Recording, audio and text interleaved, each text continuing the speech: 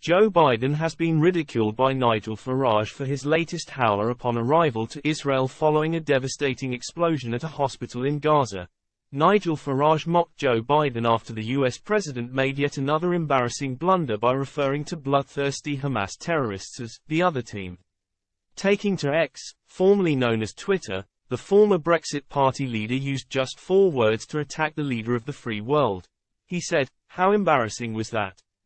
Joe Biden arrives in Israel, reads from a script, loses his thread and then calls brutal terrorists of Hamas, the other team." The president's visit comes after a deadly strike on the besieged Al-Ali Arab hospital in Gaza left hundreds dead and many injured, with both Israel and Hamas blaming each other for the explosion. Mr. Biden has since declared he does not believe Israel was responsible for the disaster, which unfurled at roughly 6 p.m. UK time last night. He said, "I am deeply saddened and outraged by the explosion at the hospital in Gaza yesterday. Based on what I've seen, it appears as though it was done by the other team, not you. But there's a lot of people out there not sure, so we have to overcome a lot of things."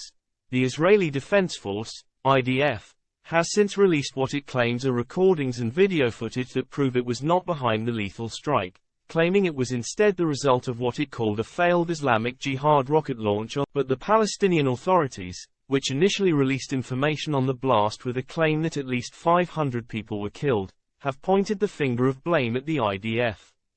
The Palestinian Authority's health minister, Mai Al-Khaila, accused Israel of carrying out a massacre.